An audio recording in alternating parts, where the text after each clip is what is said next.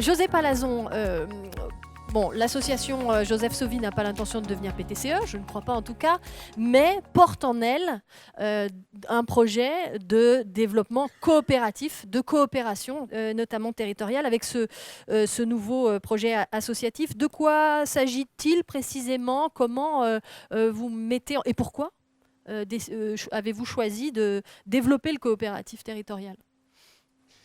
Oui, bonjour à tous. Effectivement, il y a un virage qui s'amorce au sein de notre... Montez bien le micro, voilà. Ah, c'est bon. Oui. Un virage s'amorce donc au sein de l'association. Quelques repères quand même pour replacer. Alors pas de PTCE, mais en même temps, j'ai vu que certains en faisaient sans le savoir. Donc, on dirait Maître Jourdain. L'association Joseph Sauvy, c'est une association qui a eu un développement, enfin qui a connu un développement, je dirais, exponentiel, puisque en 20 ans, elle a multiplié par plus de 20 le nombre de ses structures, de son chiffre d'affaires. Enfin. Donc, avec un tel développement, on rencontre des limites. Et elle a rencontré au fil de l'histoire certaines limites. Donc, l'origine de l'association, Solidarité du monde agricole, avec un président actuel, Louis Mallet, qui est retraité, donc directeur de cave viticole, une cave coopérative. M'a donc amené à travailler en collaboration avant de rejoindre l'association, puisque j'arrivais d'une autre association il y a 2 ans, donc à l'issue d'une convention de coopération sur des fonctions support, nous avons rejoint avec 4 établissements l'association Joseph Sauvy. Et c'est toute l'histoire de l'association. Donc rapidement, j'ai été chargé, comme dirait notre directeur général, des fonctions support, donc de tous les emmerdements. Et merci pour le tuyau. Et donc, mais en plus de l'élaboration du projet associatif. Premier écho, projet associatif, donc se mettre autour de la table pour penser l'avenir. Et sur une base de fonctionnement en silo qui avait été nécessaire pour effectivement structurer et asseoir les pôles, puisque l'organisation à pôle a ceci de pervers, c'est qu'elle isole les acteurs au sein même des institutions.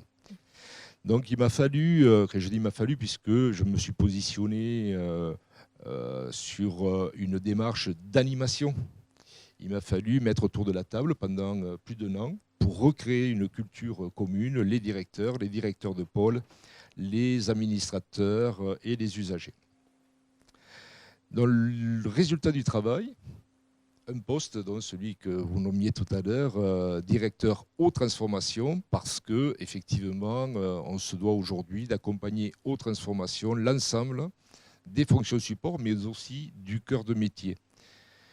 La porte d'entrée que j'ai choisie aujourd'hui, c'est celle de l'habitat inclusif partagé, parce qu'il nous permet de décliner au-delà des 5 axes de développement et de transformation prévus dans le projet associatif, dont la réorganisation interne, qui touche à la fois à la dirigeance et à la gouvernance.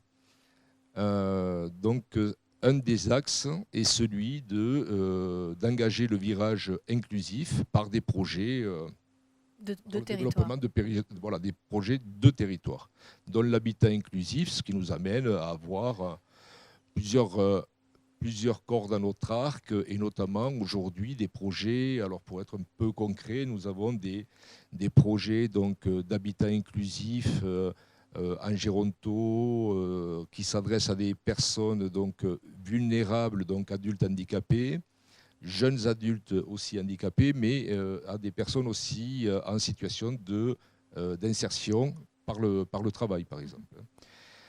Ce qui est interrogeant, c'est que les 2 projets qu'on est en train de mener de façon coopérative avec d'autres organisations associatives, mais aussi avec les collectivités territoriales. Et quand je dis territoriales, dans les Pyrénées-Orientales, en dehors de l'agglomération perpignanaise, ce sont les zones rurales des hauts cantons reculés. Donc on est en train de couvrir des zones blanches. Et les deux projets qui sont en train d'émerger vont être élaborés sur des friches immobilières sur lesquelles donc, étaient bâties et sont encore bâties, puisqu'elles sont en cours de démolition, des caves coopératives. Voilà, donc c'est le hasard de l'histoire, mais c'est la réalité, donc ça interroge effectivement. Et ça, déjà, le choix du lieu, c'est porté par l'association, c'est partagé avec les acteurs? Pas du tout. Pas du tout. Ce qui a fait que les acteurs de terrain se sont mis autour de la table pour réfléchir, c'est le travail que l'association, au travers de la réflexion sur son projet associatif, a porté au niveau de la communication. C'est-à-dire, à un moment donné, il y a eu l'information à circuler.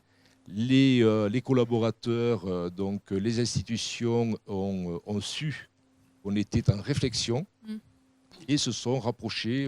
Aujourd'hui, nous avons 5 projets immobiliers. Pour les 5 projets immobiliers, nous avons été approchés.